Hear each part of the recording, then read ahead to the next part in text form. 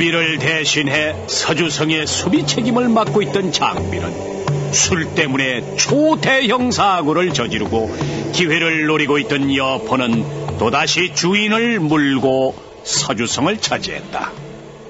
장비야, 너 대체 어찌 된 거냐?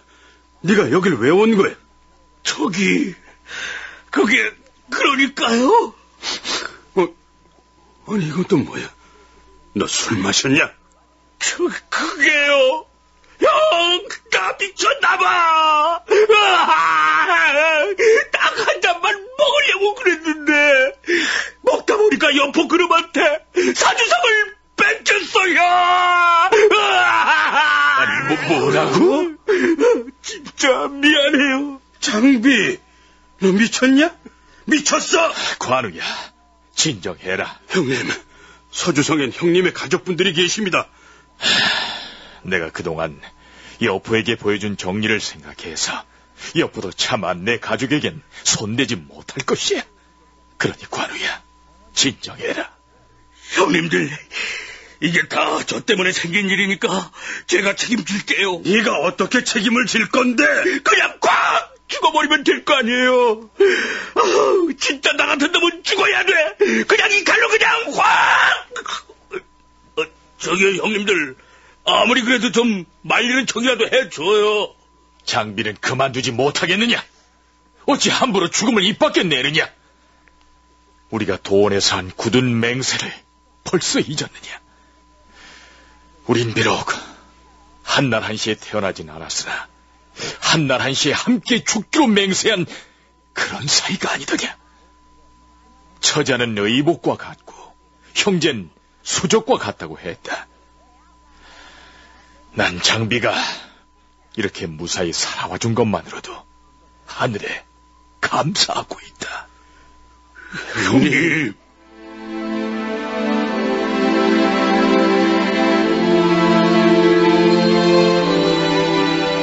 삼형제는 모두 울었다.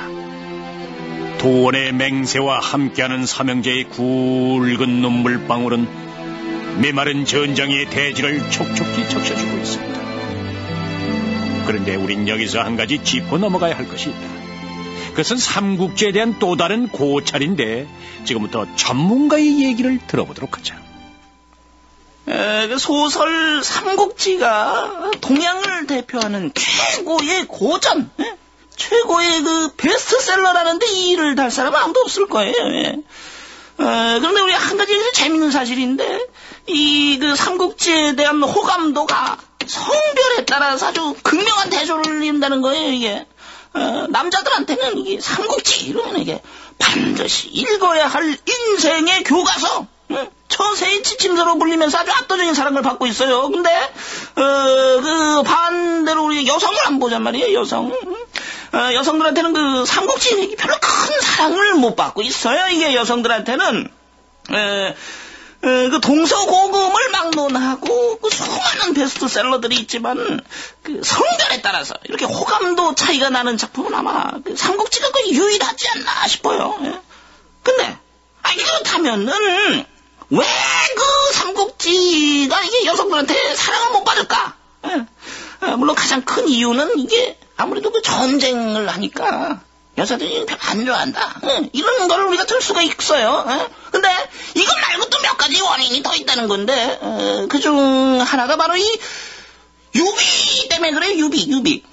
유비는 아주 삼국지 내내 이런 말을 아주 입에 달고 살아요. 뭐냐 그러냐면 그러니까 처자는 의복과 같고 형제는 수족과 같다.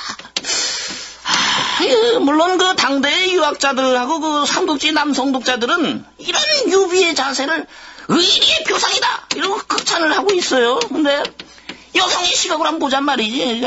그러면은 이게 유비가 이게 문제가 있단 말이야. 이게 걸핏하면은 처자식 버리고 도망치고 아내는 의복과 같다 이러면은 이게 곤란하다는 거지. 여자 입장에서는. 이 유비가 그 삼국지 주인공이니까 여자가 좋아할 리가 없다, 뭐 이런 얘기예요.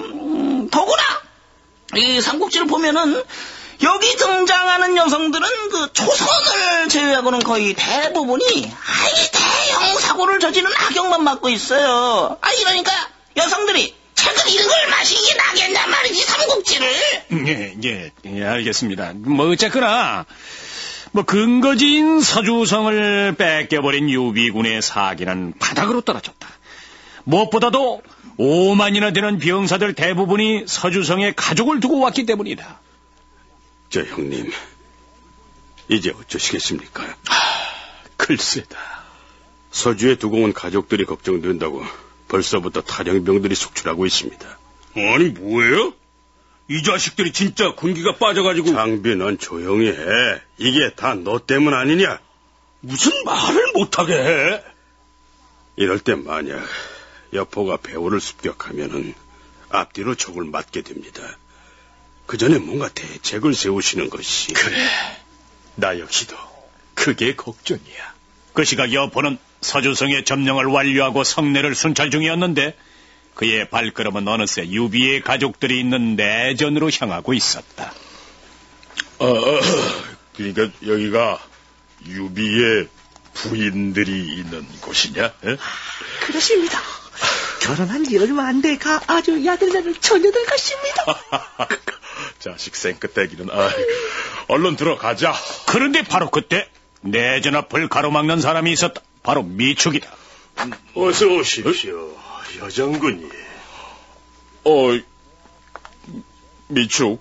이곳은 유비님의 부인들이 기거하는 곳입니다.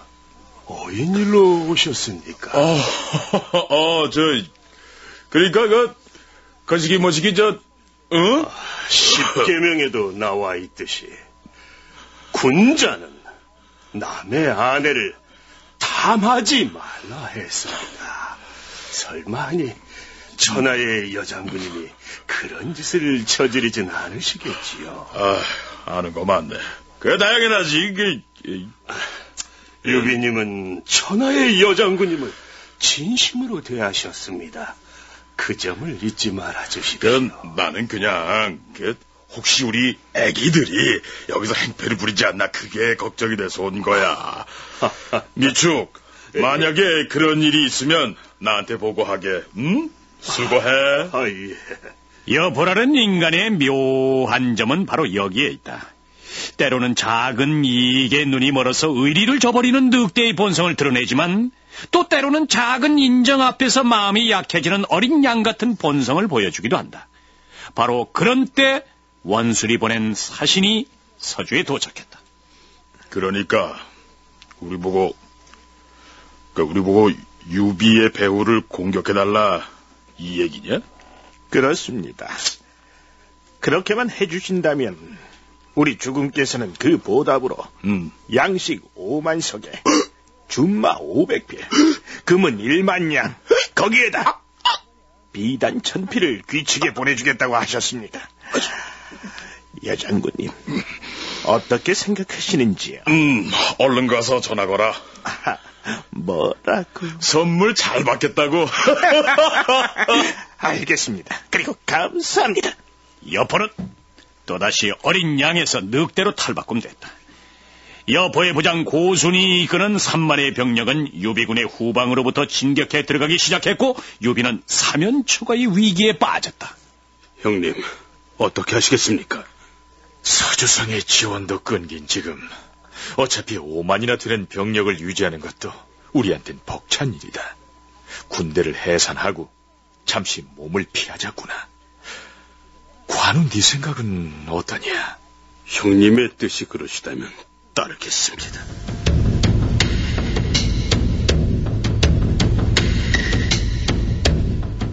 고순의 병력이 당도하기도 전에 유비는 군대를 해산하고 바람처럼 철수해버렸다. 목적을 달성한 고순은 약속된 선물을 받기 위해서 원수를 찾아갔는데. 뭐라고? 약속대로 보상을 해달라고? 이복의 고순, 자네가 한 일이 뭐가 있다고 물건을 달라는 건가? 유비는 자기 스스로 그냥 물러간 것뿐일세. 가서 여장군한테 전하게 선물을 받고 싶거든 유비의 목을 가져오라고. 일은 안 하고 공짜만 밝히기는. 고순은 망신을 당하고 이 소식을 전해들은 여포는 대노했다. 아니, 근데 이 자식. 나 여포인데, 스트레스. 감히 사람을 놀려? 어디 두고 보자. 전군! 출동 준비! 지금 즉시 하남을 향해 진격한다! 진정하십시오, 제발. 예? 흥분한다고 될 일이 아닙니다. 여포의 분노를 진정시키는 것은 언제나 진궁이다. 원수는 결코 얕잡아봐선 안 됩니다. 정병 수십만에 군사들의 사기도 높습니다. 더구나 원씨의 일문에는 원소라는 거물도 버티고 있습니다. 함부로 맞설 수 없는 상대입니다. 아이, 그럼 어쩌란 말인가, 진궁? 우선은 지금 집 없는 저지가 된 유비를 이곳으로 부르십시오. 아이, 뭐야? 아니, 유비를 왜 다시 여기로 부른단 말이야? 유비를 불러서 소패성에 머물게 하십시오. 지금 근거도 잃고 갈 곳 없는 처지니 분명 응할 겁니다. 아이, 나이. 그렇게 유비를 소패성에 두면은 유비에겐 은혜를 베풀어서 좋고, 또 한편으론 하남의 원술도 함부로 움직일 수 없을 겁니다. 그렇게 후고의 걱정을 없앤 후 먼 훗날을 대비하는 것이 지금으로선 최상의 방책입니다. 알겠다, 진궁. 얼마 후 여포의 사신은 광릉 땅을 향해 떠났다. 군대를 해산한 후 유비는 불과 수십 명의 신복만을 거느리고 광릉 땅의 어느 산속에 숨어 지내고 있었는데, 이곳에서도 이번 사태를 불러온 주범 장비는 천덕꾸러기 신세였다.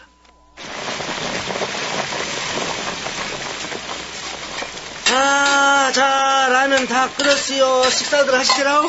아유, 배고파 죽는 줄 알았네. 야, 맛있겠는데. 얼라리. 나 아직 태수님도 안 왔는데 그렇게 혼자 먼저 먼저 드시면 못 잔다요? 뭐야? 성도 뺏긴 주지. 아이고, 매 그래도 먹고 살겠다. 오메 꼴보기 싫어. 야, 너 지금 뭐라고 그랬어? 예? 아무 말도 안 했는데요? 뭘 안 해, 임마? 너 지금 나보고 뭐라고 궁시렁 됐잖아. 장비야, 너 또 왜 라면 끓이느라 수고한 병사한테 시비냐, 시빈. 조용히 라면이나 안 먹어. 진짜 맨날 나만 갖고 그래.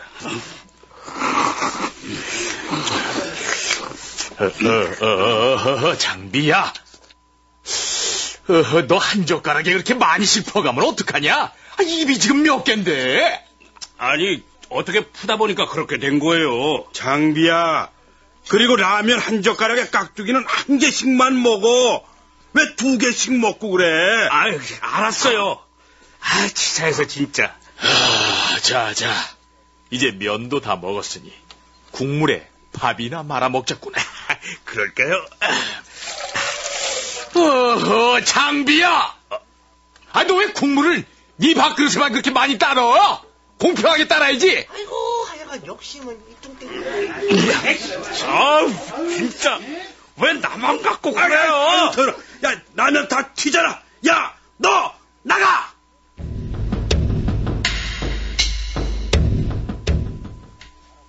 그래갖고 내가 딱 그랬지.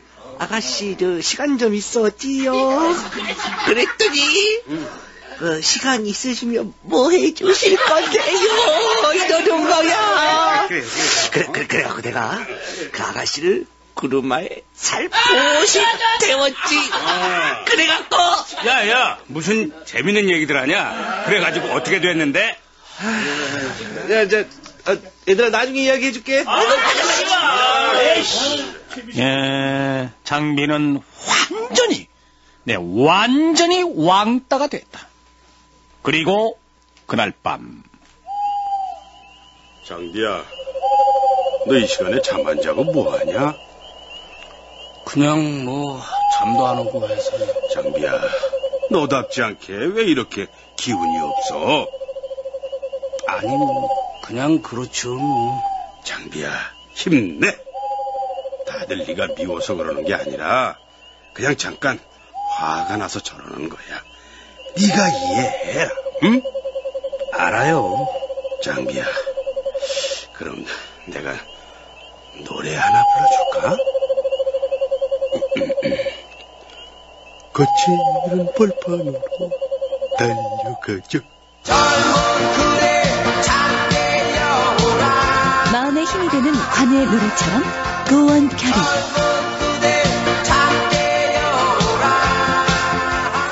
그로부터 얼마 후 여포의 사신이 유비를 찾아왔다. 아니, 뭐가 어쩌고 어째? 그 넓은 서주성을 뺏어놓고 뭐? 소패 와서 살라고? 아유, 근데 여포 이 자식을 그냥... 형, 절대 안 갈 거죠? 그쵸? 아니다. 난 가겠다. 예? 형님, 정말 소패로 가실 생각이십니까? 시운이 따르지 않을 땐 때론 몸을 굽힐 줄도 알아야 한다. 더구나 우린 지금 마땅히 몸 묻힐 곳도 없지 않느냐. 여포의 뜻대로 소패로 가자꾸나. 아, 나 진짜 미치겠네. 세들어 살던 놈이 주인을 내쫓고 인젠 지가 집주인 행세를 하네. 아, 이거 미치겠다 정말. 자, 장비는 그만 진정하고 모두들 짐을 싸도록 해라. 어서 소패로 가자.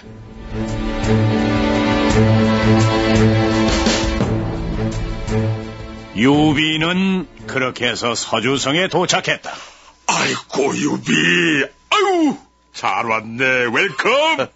갈 것 없는 절 이렇게 불러주셔서 정말 감사합니다. 내가 말이지, 나 진짜 안 그러려고 그랬는데, 장비가 워낙 술에 취해서, 알잖아, 나 소심한 거. 서주성의 치안이 걱정이 되더라고. 그래서 내가 그냥 지난 얘기 됐습니다, 여장군이. 어차피 처음부터 전 이 서주성을 여장군님께 맡기려고 하지 않았습니까? 부디 못난 저를 대신해서 백성들을 잘 다스려 주시기 바랍니다. 아니, 나야, 어쨌든, 자네가 그렇게 이해를 해주니까 정말 고맙네. 뻔뻔한 여포도 유비의 이런 마음 씀씀이에 차마 고개를 들지 못했다. 그리고 유비, 자네 가족들은 내가 아주 잘 모시고 있다가 소패로 보내드렸네. 그러니 가족 걱정을 하지 말게나. 감사합니다, 여장군님. 전 그럼 이만 소패성으로 떠나겠습니다. 떠나게. 유비의 일행은 그렇게 소패성으로 발길을 돌렸다. 분개해 맞이하는 좌우의 사람들에게 유비는 이렇게 말을 했다. 이런 작은 일로 절대 좌절하거나 분노하지 말자. 비록 서주성을 잃었다곤 하지만 우린 어차피 빈손으로 시작한 처지가 아니냐. 우리에겐 이보다 더 큰 꿈이 있다. 처음부터 다시 시작한다는 각오로 미래를 기약하자꾸나. 형님. 자자, 이제 툭툭 털고 소패성에 도착하면 쇠주나 한잔 하자꾸나. 형, 저 술 끊었는데요. 그래, 이 녀석아.